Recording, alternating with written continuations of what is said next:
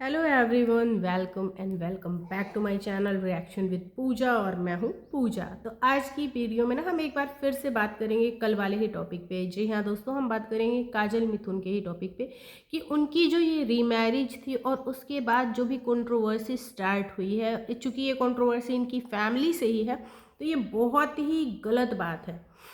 बहुत गलत बात इसलिए है ना, क्योंकि जब हम वाईटी पे कंट्रोवर्सी की बात करते हैं तो एक चीज़ आती है सामने कि व्यूज़ के लिए कंट्रोवर्सी हो रही है। और जब फैमिली में चीज़ें इस तरीके से होती हैं, फैमिली में जब कंट्रोवर्सी होती है और व्यूज़ जब वर्ड आ जाता है ना, तो रिश्तों से विश्वास उठने लगता है कि क्या रिश्ते वाईटी के चक्कर में इतने खोखले, इतने कमज़ोर हो गए हैं कि आपको अपने रिश्तों की नहीं पड़ी है, आपको व्यूज़ की पड़ी है। और ये एक फैक्ट है कि जो भी जितनी भी कंट्रोवर्सीज होती हैं ना, उनका मेन मोटिव जो होता है वो व्यूज़ ही होता है। ये एक फैक्ट है हर एक कंट्रोवर्सी। क्योंकि अगर आपको व्यूज़ का चक्कर ना हो, आपको कंट्रोवर्सी ना करनी हो, तो जब फैमिली और रिलेशन की बात होती है, रिश्तों की बात होती है, तो उन चीज़ों को आप ऑफलाइन भी सुलझा सकते हो। ऐसा तो है नहीं कि आप ऑफलाइन बिल्कुल एक दूसरे की शक्ल नहीं देख रहे हो, एक दूसरे से बात नहीं कर सकते रहे हो, या आप दोनों के बीच में कोई मीडिएटर नहीं है। अगर आप दोनों के बीच में कोई मीडिएटर है जो आप दोनों के बीच में मध्यस्थता कर सकता है, तो जो खून के रिश्ते होते हैं ना, उनके बीच में समझदारी वाली चीज़ यही होती है कि आप ऑफलाइन ही सारी चीज़ों को सॉल्व कर लो। लेकिन चूंकि ये कंट्रोवर्सी हो रही है, और फर्स्ट ऑफ ऑल ये चीज़ क्लियर भी हो गई कि ये जो कंट्रोवर्सी हो रही है, इस कंट्रोवर्सी का मेन मोटिव, चाहे वो कंट्रोवर्सी किसी भी वजह से हो, बट दोनों ही साइड का मेन मोटिव है व्यूज़। क्योंकि अगर कोई भी एक साइड ये चाहता कि हमें व्यूज़ नहीं लेने हैं, तो या तो वो ऑफलाइन चीज़ों को किसी भी मीडिएटर को रख के शॉर्ट करने की कोशिश करता, या फिर वो अपना मोनेटाइजेशन ऑफ करके कंट्रोवर्सी कंट्रोवर्सी खेलता।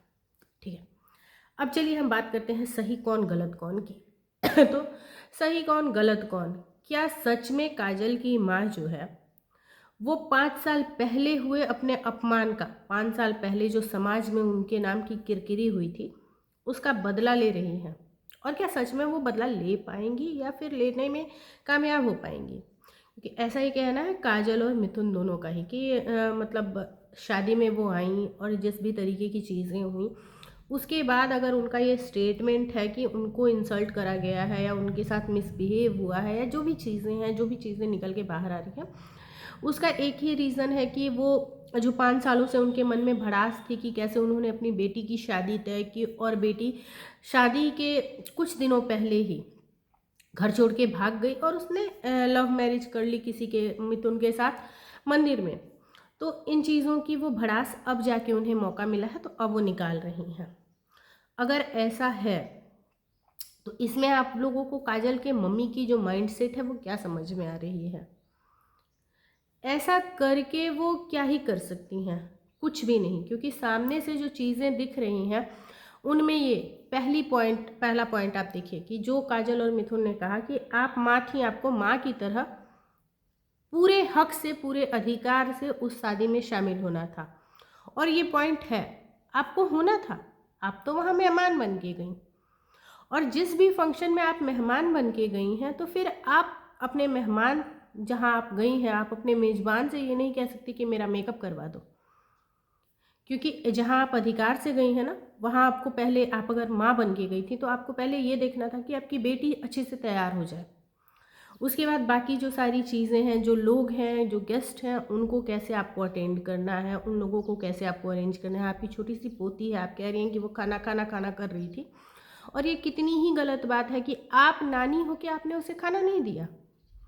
क्योंकि आपको ये लग रहा था कि ये इसकी माँ जो है, यानी कि मेरी जो बेटी है काजल, वो खुद से नहीं बोल रही है कि मम्मी तुम मानसी को खाना दे दो, तो मैं कैसे दूँ? मेरे को तो ये खाना देने के लिए भी नहीं पूछ रही है। तो अगर उस लड़की के पास उस दिन, जिस दिन फंक्शन था, क्योंकि देखो सबको पता है कि हमारे घर में जब फंक्शन होते हैं ना, तो बच्चे जो हैं वो मोस्टली अवॉइड हो जाते हैं और उन्हें हम किसी के भी सहारे छोड़ देते हैं। लेकिन जो मेन मेंबर होता है उस फंक्शन का, वो ये बोल देता है मम्मी ज़रा इनको इसको देख लेना, या फिर वो बच्चे ना उस दिन सबकी ज़िम्मेदारी बन जाते हैं। जो भी देखता है कि बच्चे को खाना नहीं मिला है वो बच्चे को खाना खिला देता है, जो ये देखता है कि बच्चे ने सूसू कर दिया वो उसका डायपर चेंज कर देता है, जो भी ये देखता है कि बच्चा थोड़ा सा गंदा फंदा सा दिख रहा है वो उसकी क्लीनिंग कर देता है, साफ़ सफाई कर देता है। तो ये होती है फैमिली। लेकिन आप तो इस चीज़ का वेट कर रहे थे कि आपको इनविटेशन दिया जाए रिटेन में कि हाँ भाई मेरी बेटी को भूख लगी है और मम्मी आप खाना खिला दो या चाची आप खाना खिला दो। तो आप लोग अगर नानी के अधिकार से, अगर एक माँ के अधिकार से आप गई थी, तो फिर तो आपको वहाँ पर अपने अधिकार यूज़ करने चाहिए थे। क्योंकि 5 साल पहले जो हुआ था वो गलत हुआ था, वो आपके साथ, आपके नाम के साथ जो भी चीज़ें हुई ना वो गलत हुई थी। क्योंकि जिस तरीके से कल आप अपनी रिप्लाई वीडियो में ये बोलते हुए नज़र आई कि पूरे ब्लॉक में कार्ड बट गए थे, पूरे रिलेशन में कार्ड बट गए थे और कार्ड बटने के बाद तुम भाग गई थी, तो खंजर तो तुमने घोंपा था। तो अब अगर आप उस चीज़ का खुन्नस किसी भी तरीके का निकालती हैं, या अब इन बातों को कहने का, सोशल मीडिया पे लाने का कोई मतलब ही नहीं है। मतलब इसलिए नहीं है कि जो चीज़ें पास्ट में थीं वो 5 सालों से वो खुद कहते आ रहे हैं, वो खुद बताते आ रहे हैं। और ये जो रीमैरिज है ना वो भी इन्हीं सारे 5 साल की आप ही लोगों के इसी सोच का ना नतीजा है कि वो एक रीमैरिज उन्हें करनी पड़ी है मजबूरी में। क्योंकि रीमैरिज की कोई भी नीड नहीं थी, वो अपनी लाइफ में बहुत खुश थे, लेकिन समाज के कुछ ऐसे नियम थे, कुछ ऐसे कायदे कानून थे कि ये तेरी विधिवत शादी नहीं हुई थी और ये है वो है, जो भी हवाला जो भी उन्होंने दिया, जिसका मैं समर्थन बिल्कुल भी नहीं करती हूँ।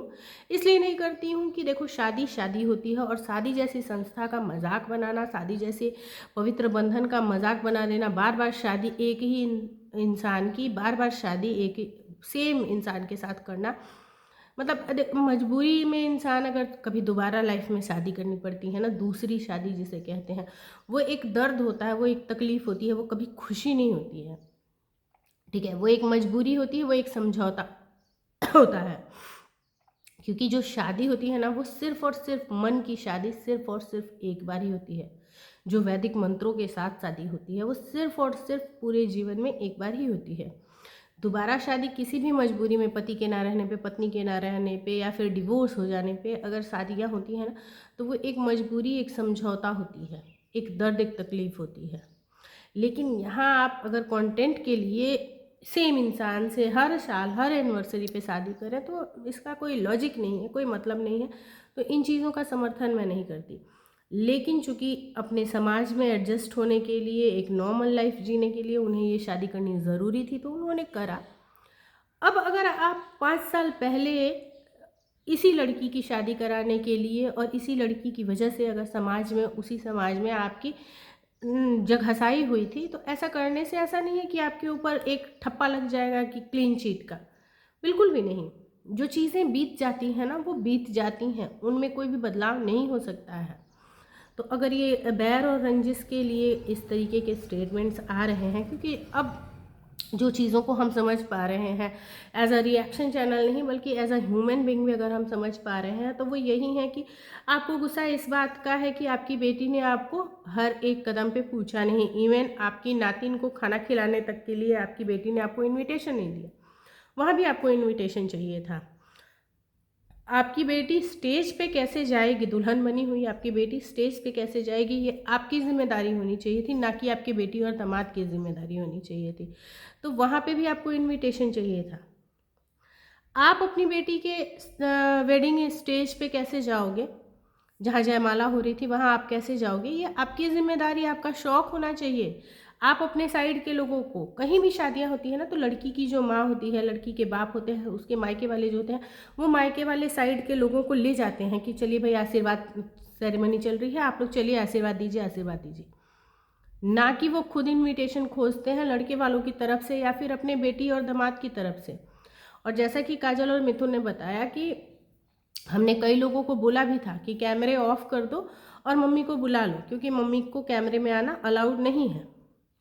लेकिन आप नहीं आए, क्यों? क्योंकि आप वेट कर रहे थे कि काजल और मिथुन खुद बोले। तो जो बंदा दूल्हा और दुल्हन बन के, एक कपल बन के स्टेज पे अपनी वेडिंग को एंजॉय कर रहे हैं या फिर उस शादी कर रहे हैं, वो कैसे ही आपको कॉल कर सकते थे?